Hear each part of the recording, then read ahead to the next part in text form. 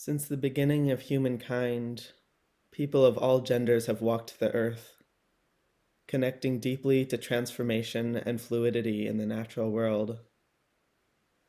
Some communities see gender-diverse people as sacred, naturally able to walk between worlds, and often gifted as spirit walkers, seers, and healers. Other communities suppress these gifts and connections. My ministry is an act of restoration, sharing new myths, legends, and stories in the place of lost or harmful narratives. Winds in the trees whisper tales of queer ancestors, of growth and becoming, of remembering. The land still holds these stories, even when so many communities have forgotten. Restoration invites people to transcend boundaries and identities to reach the deeply human experience of connection.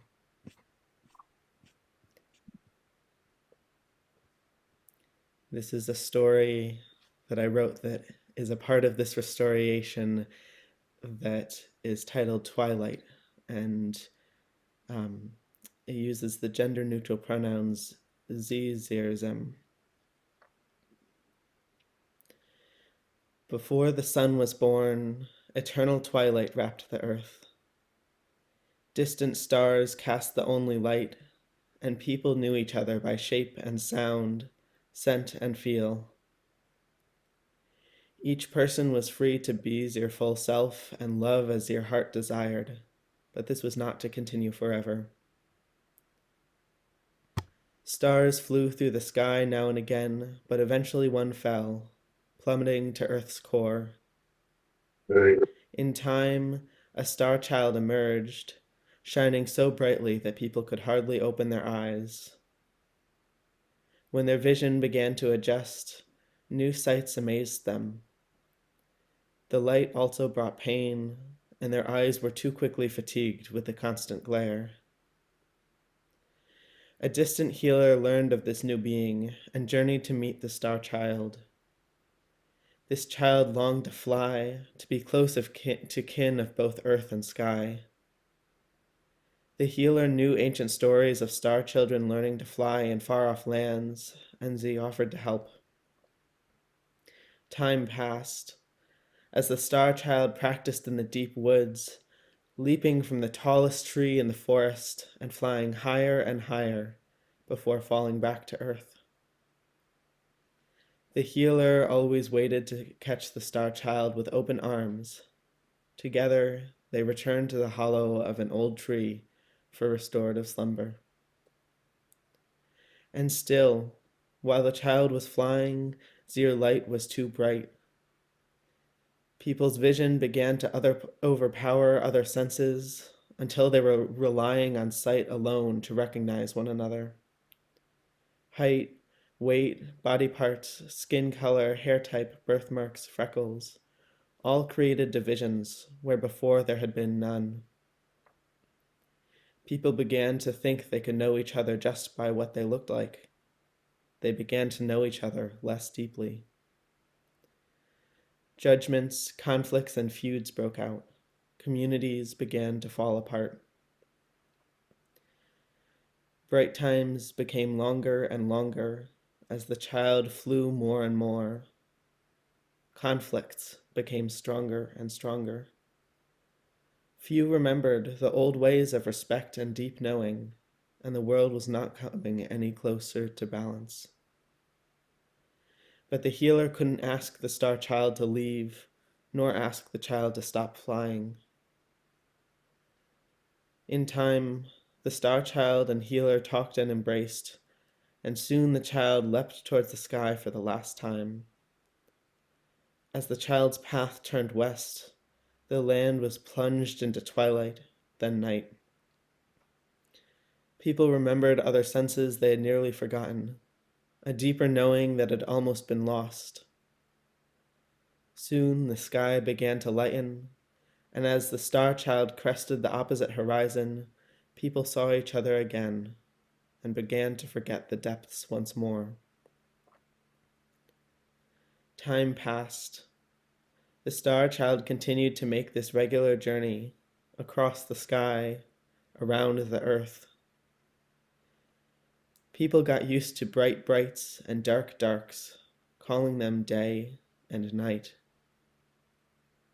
They found joy in the balance and rhythm of the light of day, the warm embrace of night, and the deep knowing of twilight. Even though light, dark, and twilight have come into balance, many people still focus on outward appearances. There are still many divisions and too many feuds, but the people with open hearts are learning a semblance of their once true knowing. Others will come along, but the healer has much work to do. We all do. There will come a time when we will remember, when all will be equal again, and people will know each other for who we truly are.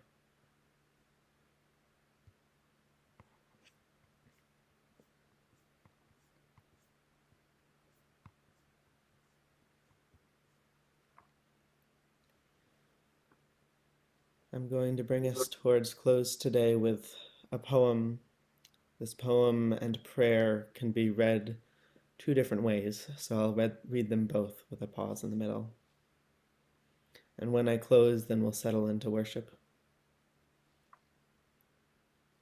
This poem is titled Multicolored. They can try to erase our stories, erase our multicolored identities, erase our very bodies from this earth. But they cannot hide the stories the land holds for us, the rain that returns the knowing to us, the sun which sparks seeds hidden within us.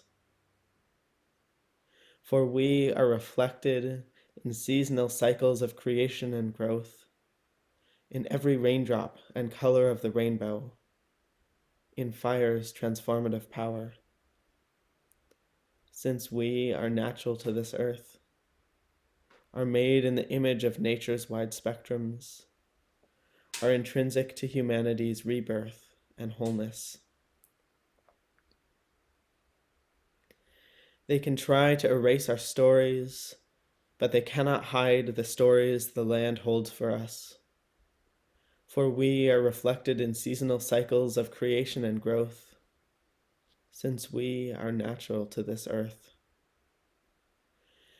They can try to erase our multicolored identities, but they cannot hide the rain that returns the knowing to us. For we are reflected in every raindrop and color of the rainbow, since we are made in the image of nature's wide spectrums. They can try to erase our very bodies from this earth, but they cannot hide the sun which sparks seeds hidden within us. For we are reflected in fire's transformative power, since we are intrinsic to humanity's rebirth and wholeness.